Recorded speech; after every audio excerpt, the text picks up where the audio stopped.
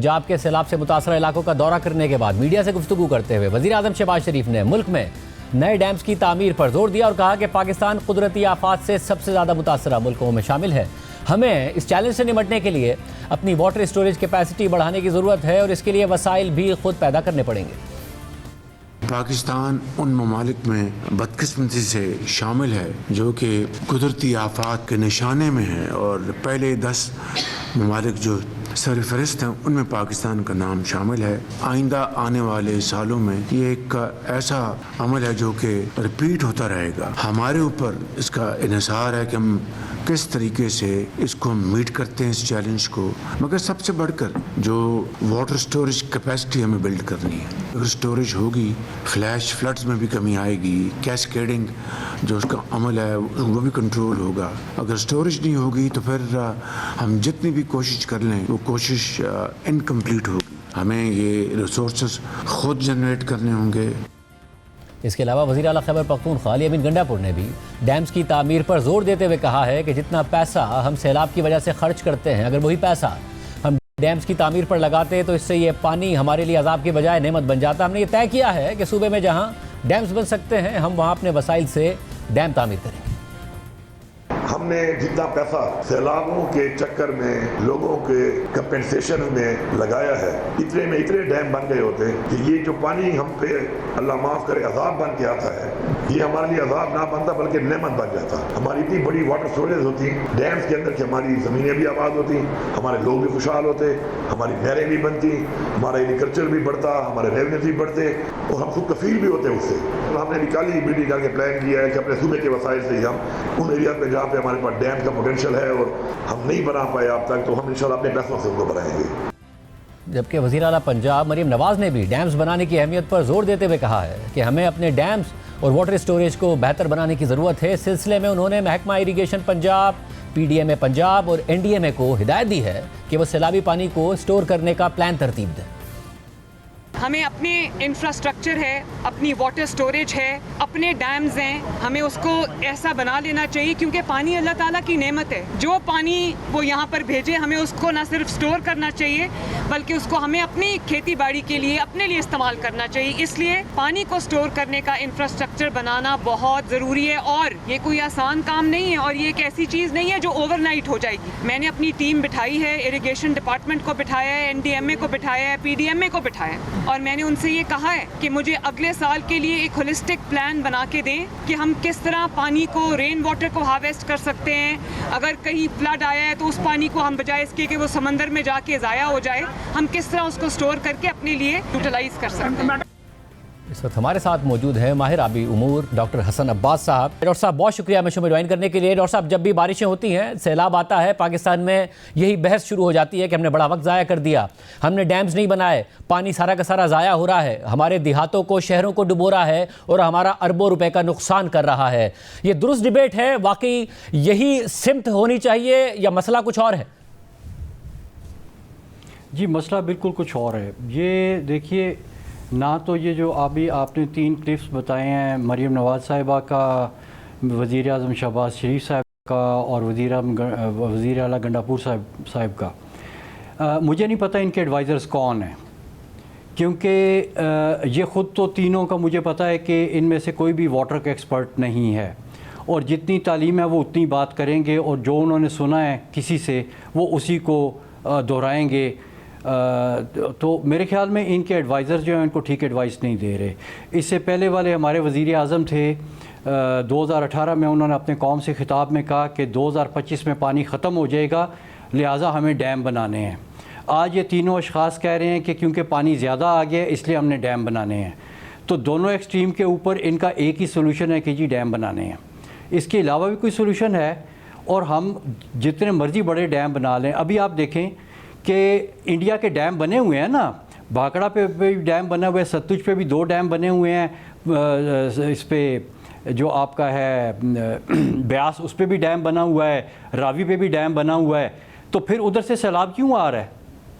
अगर डैम सैलाब को रोकते हैं तो फिर उधर से सैलाब क्यों निकल के हमारे ऊपर आ रहा है? इसी तरह से हमारे पास बहुत बड़ा डैम बना हुआ था 1992 के फ्लड्स के रेफरेंस से मैं बात कर रहा हूँ।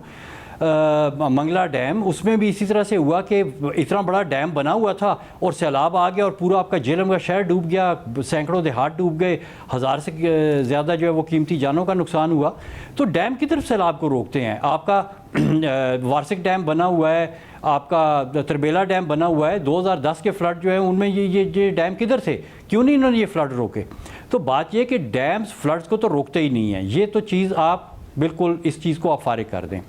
दूसरी चीज़ जो इसकी वो वजाहत दे रहे हैं या उसका जो बहाना कर रहे हैं बनाने का, वो ये कि हम सैलाबी पानी को स्टोर कर लेंगे और फिर पता नहीं कोई ऐसी मतलब है कि होगा कि साल साल जो है वो पानी हमारे पास डैम्स में से आता रहेगा। डैम्स आपके जो सबसे बड़े 2 डैम्स हैं, मंगला और तरबेला की बात कर रहा हूँ, अभी पिछले जो सर्दियों का सीज़न गुजरा है जिसमें सितंबर से लेके तो मार्च तक सिर्फ 40% कम बारिशें हुई और ये सारे डैम अपने डेड लेवल पे पहुंच गए। तो ये डैम की अफादियत है। कितना सा पानी ये स्टोर कर लेते हैं? ये तो इतना सा पानी नहीं स्टोर कर सकते कि सर्दियों की 40% कम बारिशों को संभाल सकें। तो ये जितने मर्जी बना लें कुछ भी नहीं होगा। सर फिर हल क्या है? क्योंकि बारिशें होती हैं, पाकिस्तान में 2 मसाइल हैं पानी की कमी के। एक तो वाटर लेवल ज़ेर ज़मीन नीचे जा रहा है और दूसरा कहा जाता है कि जी पानी जो बारिश का आता है वो भी हम ज़ाया कर देते हैं और वो भी नहीं स्टोर कर पाते, ज़्यादा डैम्स बनने चाहिए। तो फिर हल क्या है? देखिए, ये आपने बहुत अच्छी बात की है कि हल क्या है। हल हमारे पास कुदरत ने हमें ऑलरेडी बना के दिया हुआ है और वो हल जो है वो आपके दरियाओं ही के बीच में है और वो सैलाबों ही की वो जो है वो उसके सिस्टम में फिट होता है। आपका एक सिनर्जिस्टिक सॉल्यूशन, यानी एक आप काम करें और उससे आपके बहुत सारे और भी काम जो हैं वो साइमल्टेनियसली हो जाएं। वो ये है कि जो आपके दरिया हैं इनके बीच में रेत है और वो रेत जो है उसकी गहराई जो है वो हमने अभी पिछले तकरीबन 2 साल पहले एक बहुत डिटेल स्टडी की जिसमें हमने बाहर के कंसल्टेंट्स को भी साथ शामिल किया। टॉप ऑफ द वर्ल्ड जो इस वक्त लैब्स हैं उसमें हमने मॉडलिंग की उस पूरे सिनेरियो की और हमने ये देखा कि आपकी दरियाओं की रेत के बीच में इस वक्त भी 500 मिलियन एकड़ फुट पीने वाली क्वालिटी का पानी इस वक्त मौजूद है। अब ये जो पानी है ये अगर आप डैम को देखें तो आपका सबसे बड़ा डैम तरबेला है, वो 6 से 7 मिलियन एकड़ फुट का है। यहाँ 500 मिलियन एकड़ फुट की बात हो रही है और ये वो पानी है जो कि इस वक्त भी अपनी स्टोरेज में भरा हुआ है। हमारे पास वाटर के एक्सपर्ट्स ही नहीं हैं जिनको ये पानी नज़र आए। हमारे पास वो एक्सपर्ट्स ही नहीं हैं जिनको पता हो कि इस पानी को कैसे निकाला जा सकता है और कैसे इस्तेमाल में लाया जा सकता है। ये पानी इस लिहाज से पाकिस्तान इंतहाई खुशकिस्मत ममालिक में से है कि पाकिस्तान के पास इंडस रिवर सिस्टम है। इंडस रिवर, मैंने दुनिया के बहुत से दरिया जो है उनको स्टडी किया है, मेरे ख्याल में इंडस जैसा रिवर सिस्टम पूरी दुनिया में कहीं नहीं है। ये 4 मैकेनिज़म्स पे चलता है। इसमें बारिशें होती हैं, इसमें ग्लेशियर्स हैं, इसके बीच में सरफेस वाटर फ्लो है और इसके बीच में ग्राउंड वाटर है। और इसका जो ग्राउंड वाटर है जिसका मैं अभी जिक्र कर रहा हूँ, दरिया की रेत के नीचे वाला पानी, चलते हुए दरिया की रेत के नीचे जो पानी है, ये इसको बाकी दुनिया में इसको हाइड्रो जियोलॉजिकल मिरेकल कहा गया है। यानी कि ये आपका जो ज़ख़ीरा है पानी का, ये तकरीबन 3,500 किलोमीटर के दरियाओं के बीच में फैला हुआ है और तकरीबन इसकी एवरेज जो चौड़ाई है वो 6.5 किलोमीटर है। ये इतनी बड़ी एक ग्राउंड वाटर की, फ्रेश वाटर की पॉकेट है जो कि इस वक्त ज़ेरे इस्तेमाल नहीं है। ये दुनिया के किसी दरिया में इस तरह से नहीं है। बाकी दुनिया के दरियाओं में ऐसी कोई पॉकेट आपको मिल जाती है 5-6 किलोमीटर की, 10-20 किलोमीटर की, तो उधर के जो है ना लोग छलांगे मारते हैं कि यार हमारे पास बहुत बड़ा जो है ना वो कोई हीरा हमारे हाथ आ गया है। हमें पता ही नहीं है कि वो हमारे पास है। अब मसला सिर्फ इतना सा है कि आपने इस स्टोरेज को किस तरह से कनेक्ट करना है अपने यूज़र के साथ। यूज़र आपका कौन है? आपके कम्युनिटी है जिसको पीने का पानी चाहिए, हाइजीन के लिए पानी चाहिए। यूज़र आपकी इंडस्ट्री है और यूज़र आपका सबसे बड़ा एग्रीकल्चर सेक्टर है। अब सिंपल आपको वो टेक्नोलॉजी है उस पर आपने इन्वेस्ट करना है जो इस इतने बड़े 500 मिलियन एकड़ फुट के ज़ख़ीरे को इन तमाम यूज़र्स के साथ कनेक्ट कर दे। वो टेक्नोलॉजी जो है वो भी कोई इतनी महंगी नहीं है, वो एग्जिस्ट करती है और वो डैम्स वगैरह के मुकाबले में बहुत जल्दी लग जाती है। यानी आप एक डैम बनाने की, अभी मरीम नवाज़ साहिबा कह रही थी कि ये कोई ओवरनाइट होने वाला काम नहीं है। लेकिन ये जिस ज़ख़ीरे की मैं बात कर रहा हूँ, जिस टेक्नोलॉजी की मैं बात कर रहा हूँ, ये काम वाकई ओवरनाइट हो सकता है। आपने एक सिंपल, उसको रिवर बैंक फिल्ट्रेशन सिस्टम कहते हैं, वो आप एक डिस्ट्रिक्ट के लिए लगाएं, उसमें से पाइप्स निकलेंगी, वो सोलर पावर के साथ चलेंगी और वो डिस्ट्रिक्ट के तमाम आबादी को पानी दे सकती हैं। और ये काम 2 से 3 महीने में हो सकता है। वो तमाम इलाके, वो तमाम गांव देहात जिनके बीच में पीने के पानी की कमी है, गंदा पानी लोग पी रहे हैं, वहाँ पे विद इन मंथ्स आपके म्यूनसिपैलिटी लेवल के ये प्रोजेक्ट्स हैं जो आपको वहाँ पे पानी वाकई पहुँचा सकते हैं।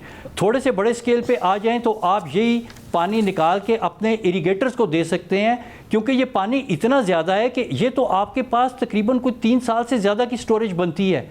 इधर जो डैम जो है वो मर के आपके 30 दिन की स्टोरेज करते हैं, और बहुत ज़्यादा आप डैम, जितनी जगह पाकिस्तान में आप उन सब के ऊपर भी अगर आप डैम बना लें तो भी आपको पहली बात तो ये है कि 1 सदी लग जाएगी वो सब कुछ सारे डैम बनाते हुए, आपके ट्रिलियंस ऑफ डॉलर्स लग जाएंगे वो डैम बनाते हुए, और आपको कम से कम भी जो है ना उसके बीच में से जो बहुत ज़्यादा अगर आप स्टोरेज करेंगे तो वो आपकी 20 नहीं तो 25 MAF की होगी। एक और जो मसला हुआ वो ये कि क्योंकि 2 इल्ज़ामात लगे, एक तो ये कि भारत ने हमें बहुत देर से बताया, और दूसरा वज़ीर मनसूबाबंदी कह रहे हैं कि उन्होंने बहुत तेज़ी से पानी छोड़ा बजाय इसके कि वो पीरियड्स में छोड़ते, जिसकी वजह से हमें बहुत ज़्यादा नुकसान हुआ।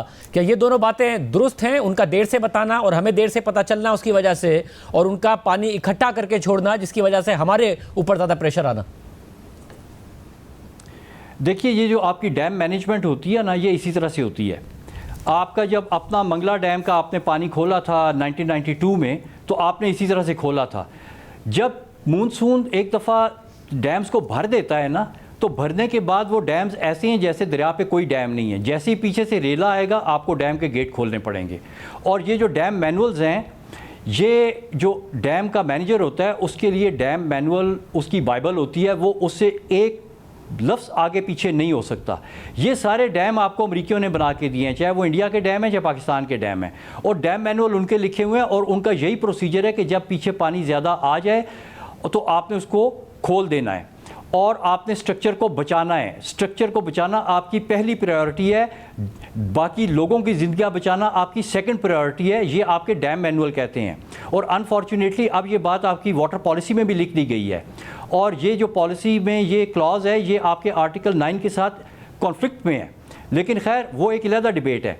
लेकिन डैम का हमेशा इसी तरह से खोला जाता है कि जब वो उसका लेवल एक ख़ास आता है तो आप उसका गेट खोल देते हैं ताकि उसमें से वो पानी निकल जाए और स्ट्रक्चर को कोई ख़तरा ना हो। तो वहाँ पे भी कोई वो अपनी मर्ज़ी से काम नहीं कर सकते। वही जो उसका डैम मैनुअल लिखा हुआ है वो उसी के हिसाब से डैम ऑपरेट कर रहे हैं, हम भी उसी हिसाब से करते हैं। और अगर वो रेले छोड़ रहा है वहाँ से, तो वो रेले पाकिस्तान आने से पहले उनके मुल्क में से गुज़रते हैं, और वो थोड़ा सा नहीं गुज़रते। अगर आप वो भाखड़ा डैम को देखें तो मेरे ख्याल में वो 200-250 किलोमीटर चलने के बाद पाकिस्तान में आता है। पोंग डैम को देखें तो वो भी कुछ 100 किलोमीटर के लगभग चलता है। ऊपर उनका थीन डैम देखें तो वो भी 50-60 किलोमीटर चलने के बाद आता है। तो वो अगर उनकी सिर्फ ये इंटेंशन है कि पाकिस्तान को एक वो पानी की शॉक वेव दे के परेशान करना है, तो वो शॉक वेव का ज़्यादा नुकसान तो इंडिया में खुद हो रहा है। तो इस चीज़ का जो है ना, वो सियासी तौर पे तो हम ये बातें कर सकते हैं, लेकिन मेरे ख्याल में टेक्निकली इन चीज़ों के जब तक आपके पास प्रॉपर डेटा ना हो तो मेरे ख्याल में टेक्निकल लोग उस तरफ जो है वो इतनी जल्दी जो है वो उस पर कन्विंस नहीं होंगे कि ये डिलिबरेट है या प्रोसीजरल है। देखिए, अब हमने इन तमाम चीज़ों को सीरियसली सोचना है। अभी हम वो उस तरह के तमाशे नहीं कर सकते कि हम एक रिपोर्ट लिखवाएं किसी इदारे से कि जी 2025 में पानी ख़त्म होगा, फिर हम कोई तमाशा करें डैम फंड वाला, और फिर वो कहें कि जी वो डैम फंड में आप चंदा डालें, और फिर हम कहेंगे जी हमने डैम बनाने हैं। फिर जब 2025 आए तो पानी ख़त्म होने के बजाय पहले से भी बहुत ज़्यादा हो जाए। तो इस किस्म की जो शोशे छोड़ने वाले लोग हैं ना, जिनके सिर्फ और सिर्फ ये बहाने हैं कि हमने जनाब वो ये तो मतलब है कि आपने अब मज़ीद हमारे हुक्मरानों का काम है कि वो इन लोगों से बेवकूफ़ ना बने। अगर वो पहले बेवकूफ़ बनते रहे हैं तो अब उनका काम है कि वो इस चीज़ के बेवकूफ़ ना बने।